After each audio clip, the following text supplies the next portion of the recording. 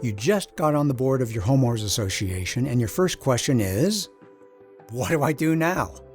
As a leader, there are laws to follow, governing documents to understand, policies to enforce, and all while homeowners are depending on you to make sound decisions. But leadership isn't just about rules and procedures. It's also about teamwork, communication, and learning how to work effectively with people who may not always share your perspective. In this section of our webinar, From Volunteer to Visionary, we'll explore the rules of the game, meaning the legal, practical, and interpersonal principles that help board members lead effectively and with confidence, earning the trust of their fellow homeowners. And we're going to start with talking about the rules of the game. What's this all about? And it's at this point in time, I need to turn you over to an expert in the field, Julie Adaman. So Julie, welcome to the program. Oh, well, thanks, Robert. And thanks, Jen, for hosting on this. Hey, everybody. You've probably heard me and Robert speak several times, maybe on this topic, if you follow our podcast. But I've been in the industry almost 40 years, to let you all know that. Not only have I been a manager, I've been a board member a couple of times, and I'm running for the board in my current 55 and better community in Arizona. Do they need leadership, or you're doing research? Well, you know what? Actually, we have a large issue coming up between us and our sister association, and it's a reciprocal use agreement between the two. And I just wanted a seat at the table for that conversation. So it's going to be pretty interesting as we go along with this. So, folks, I just want to tell you, I've done this from all sides. And I've also been a vendor in the association management game. So manager, vendor, board member, on and on and on. So one thing I do want to tell everybody is what Robert listed those, the duties that board members have to do. And he said he let it run off the page. That really wasn't to frighten everybody so much, because it goes on and on. And I find that most people, when they get on the board, really have no idea what they've gotten themselves into. They typically want to do the right thing, and they think, well, maybe I can contribute. Of course, a lot of people get on the board because they are, they have a specific agenda. Lower the dues is a typical one, or fire the management company, or fire the landscaper.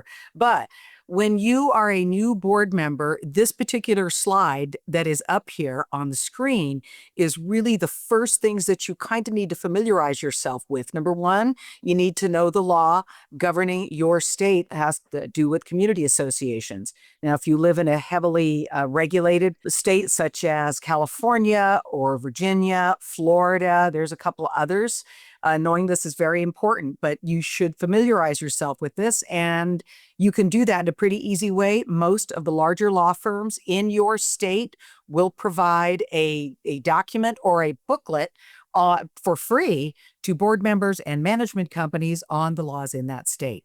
The next thing you need to know, and this, I don't know, this may be chicken or egg here, is the governing documents. That's the CC&Rs. That would be the bylaws. That would also be the rules and regulations and the architectural guidelines. Those are the four main things that you need to know about right away. It doesn't mean you need to know every ounce of it, but you do need to familiarize yourself with that so you have a basis on which to operate. And also got a little thing here on the bottom, learning your policies and learning your rules. Those are things that can be updated as the board goes along. Obviously, you're new. You're not going to get an update in 2 or 3 days, but they should be updated on a regular basis. And that actually also goes for your CC&Rs and bylaws, may very well need to be updated, but that's something your legal counsel typically does. So these are the rules of the game that we're talking about here. Those are the basic. That is the foundation upon which you stand. But, another thing we want to think about is, like we say here, leadership is not about wishful thinking, because a lot of folks just don't understand that associations are business. You are a fiduciary. That means you're responsible for property, meaning hard property as well as financial property, on behalf of others. So you have to use it for what it is intended for. So you can't take the money out of reserves and build a new pool just because you think we want that. You have to go through a whole process to be able to do that. And typically, you're unable to spend that out of reserves. These are the things you need to know about. But remember this, everybody, is that when you're on the board, you're in the spotlight. And just like when you were not on the board and you look at the board members, you're thinking, there goes a board member right over there, and I'm going to give him a piece of my mind. or that, but that's you now. You are in the spotlight, and the homeowners are depending upon you to maintain their homes and their home values, but they're also expecting you to represent the association as its forward face, but they're also expecting you to represent it for the good of the whole, not just yourself and not just a particularly vociferous little group of people that want one particular thing done, though it's very easy to get sucked up into that. But no, they want you to manage and move forward the association for everybody. So when you're on the board now, Robert, are you going to chime in here with some of this? It's dangerous. You're off on a steam I'm here. off on a tear. I'm off on a tear. That's true. But, Let's go back and forth sure. about this, because Sure. you and I both have a tremendous amount of experience, because Robert obviously works with boards all the time, as do I as a consultant. So the first thing I would say, and Robert, I'm going to hand it to you, is to work as a team. So Robert, why don't you just go ahead and riff with that? Yeah, no, I appreciate it. We had a podcast episode not long ago where we talked about the value of diversity. There's a famous book by Abraham Lincoln, or about Abraham Lincoln and his cabinet, where he had diverse opinions. And you have to appreciate, you come with different ages, different backgrounds, different economic conditions, different geographical society differences. There's a lot of things. And so you say, I want to do this. I want to change the pool hours. Well, you realize, oh, gee, we have a 23-year-old business here, and it takes a bunch of people, and you need to play well together. And I think that's a big deal that new board members need to understand. Being on a board is a team sport as much as, you all know, especially if you folks have been on the board for a period of time, you know that there's often a lot of contentious behavior in boards, but the goal is to work as a team. It doesn't mean you all have to agree, but once you make a decision as a board, you need to move forward as a board. In other words, you have a 5-member board, you have 3 members who wanted to do something and 2 who didn't. So you're one of those 2, you get voted down. And your job is not to go out and complain about that to all the homeowners. That should never happen. I think what they're doing is dumb. No, you want to be part of that team. And what does the team member do? The team member says, I did not agree with that decision, but we're going to move forward with it. And I'm going to do my best to make sure it works out as best as it can. That's where you are on a team. I like that. And Julie, we talked about it. Again, it seems like so many times throughout today, we may be able to reference a podcast episode, but we also talked about one thing that helps is for the team to have something that unifies them. And that's a mission, vision, values statements, things that say, okay, what is our association all about? What binds us together? Not just the legal documents, but who are we? What are we trying to accomplish? Yes. Where are we going? Where are we going? Because I think a lot of board members don't think, you're in charge of preserving, protecting, maintaining, and then enhancing the common elements of the community, financial and physical, right? And it's not just for today. It's into the future. You're doing it for the people who live there now, but also for the people coming in. That's your responsibility. So the people coming down the road, you got to think, are we going to leave them in 10 years? Or just the next generation of folks in this community, are they going to have enough money in their reserves to replace, the pool decking that's going to need replacing by that time? It's something to think about as board members. And you got a lot to think about already. So I'm just going to put some more on your plate. Yep. Julie, there's one thing, I heard it just a month ago, and it reminds me of something I heard, I think probably 20 years ago. When you're a baby, you look like your parents. When you're a grown-up, you look like your decisions. And being a board member is all about the decisions that you make that are, just as you said, going to create the association of the future. If you're neglecting maintenance, you're going to leave the future to a heck of a lot of bills, lousy property values, lousy community spirit. So you need to appreciate the long-term effect of all the decisions that you make. Yes, it's almost a butterfly effect. You don't really realize it until years down the road. Yep. Another couple of things to go over just is that confidentiality. Don't forget, if you're a board member and you're dealing with something in executive session, that needs to remain confidential. I mean, the decision typically will be either done in an open board meeting or in the minutes type thing, but the discussion in there should be confidential, especially if you're talking about lawsuits, you're talking about personnel issues, that type of thing.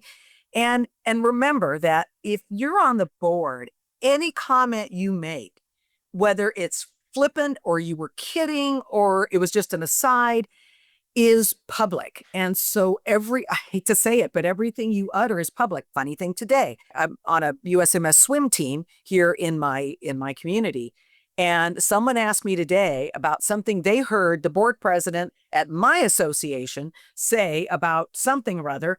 And it was like, well, I don't want to raise dues even $10 a door.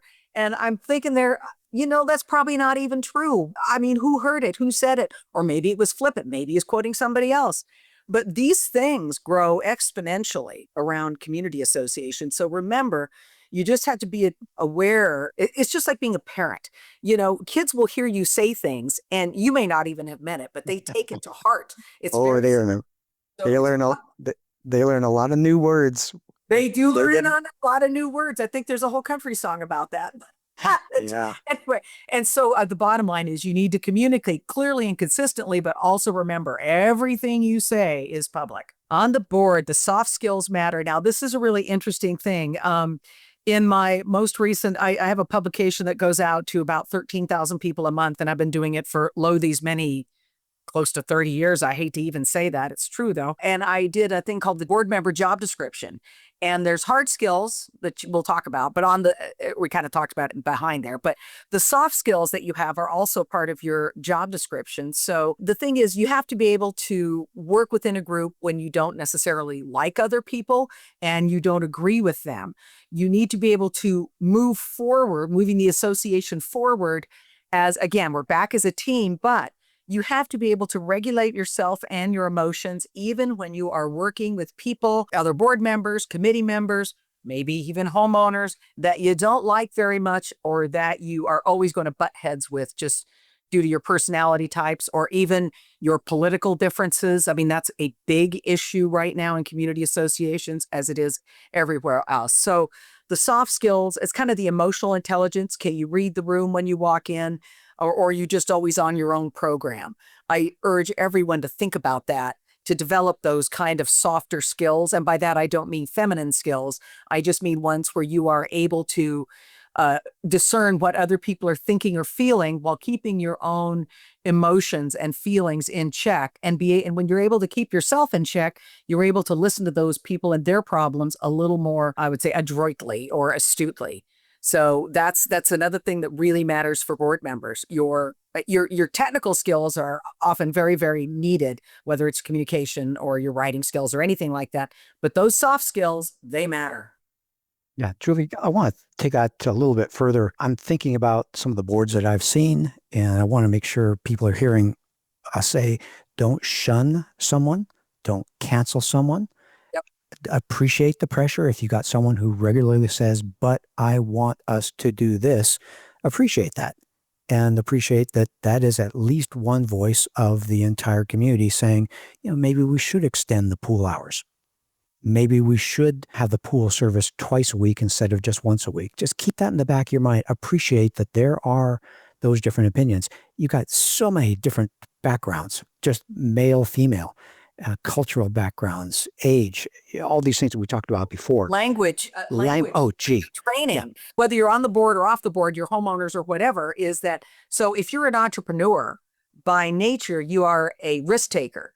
But if you're an insurance executive, you probably are looking at the liabilities before you jump. But the entrepreneur might jump and then fix it on the way back. So even that kind of simple acknowledgement as a board member that, because I wasn't trained as X, I'm over here doing this, we're naturally not going to see eye to eye on how to do it.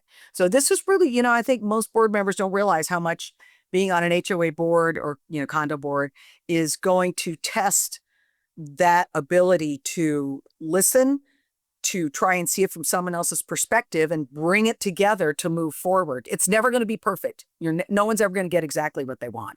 Yeah. The idea is to herd the cats in that direction. Yeah, but I think we need to see that is the best board when you have these different opinions and different backgrounds, because you get that color.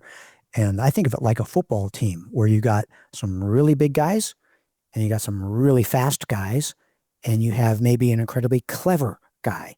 And if all you had was big guys, then you'd never have the fast people that you need around the outsides. You need someone, you need the hard skills. You need someone who's really smart, whether that's the coach or the quarterback or whatever. You need that diversity, and you have to appreciate that that makes us stronger when we can have all these different skills focused on the law, the governing documents, the mission, vision, values, those kinds of things that bind everyone together. So at the end of the day, you can say 1, 2, 3, go. And you break and you say, okay, this is what we're doing this month. I'd love that idea of working as a team.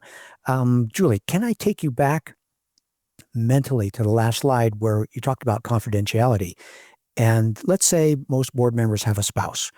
How much can you really say? Can you say, we're talking about hiring and firing, and it was a tense meeting. And when they ask, well, what do you mean? You can say, well, let's just call it a tense meeting. Is that pretty much all you can say? Oh boy, that's a tough one, Robert. Okay. Well, typically you could just say it was a tense meeting. I got into an argument with the same person I always get in an argument with. I think that the line draws, or theoretically the line draws, when your spouse says, well, who's the employee you were talking about? That's the confidential part. Got it. But I'm not a lawyer. I play one on TV. So yeah, I want to give people a live idea because my son's a Navy boy. And there are times when we ask him a question and he says, I'm sorry, Mom and Dad, I can't answer that.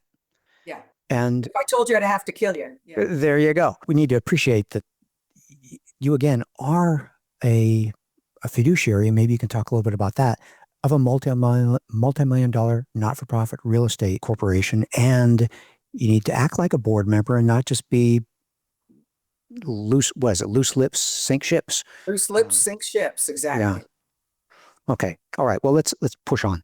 I think we addressed maybe a couple of these, but just to go over them quickly, because I'm looking at our time and looking where we are here. When you're on the board, you're often not going to get your way. In other words, I mean, you may win something.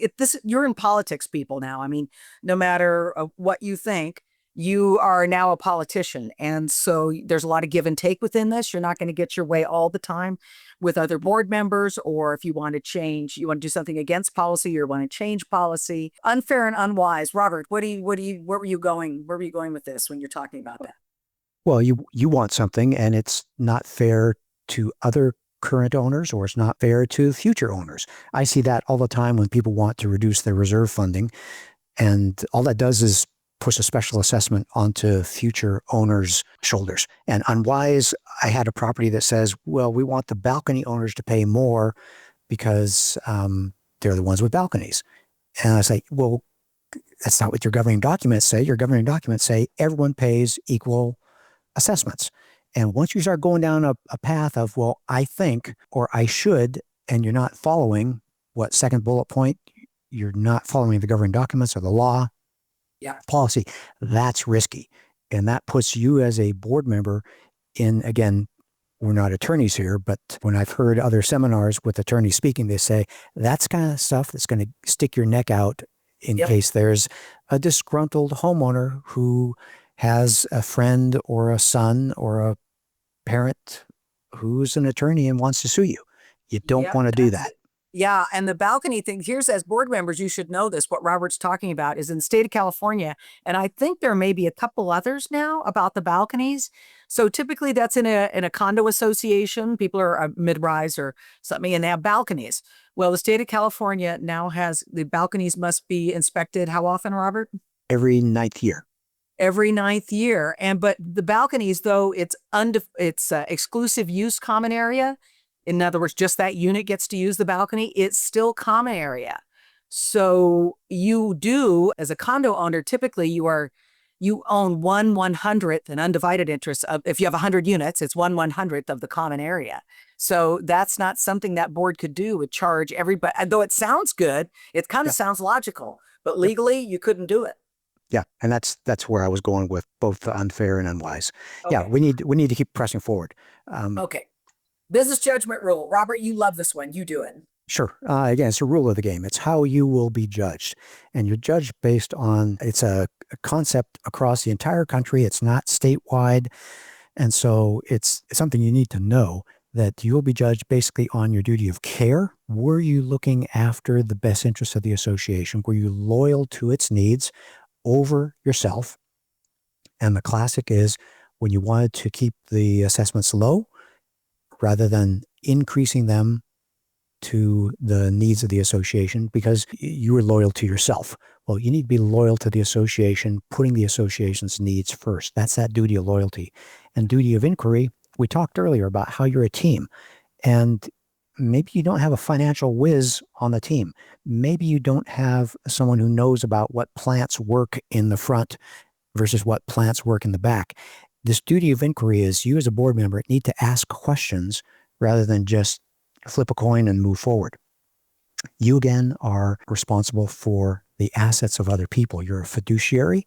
And so at the right time, you need to ask questions. And you see there's no rule that you have to be right. But if you go through these 3 steps when you're making hard decisions and you come to a vote and you move forward, a judge is going to say, well, what do we expect? You're volunteers. And that's a wonderful thing. As long as you are caring for the needs of the association, putting the association's needs first, and where you didn't know, you asked questions, whether that be of your attorney, your reserve state provider, your landscaper, your pool service, whatever it is, you've done a reasonable job of insulating yourself from problems. At Association Reserves, we make the present less stressful and the future more secure. If you want to join us in this mission, please like this video and subscribe to our channel. Leave a comment down below on what you'd like to see us address in a future video. Let's plan for your best future.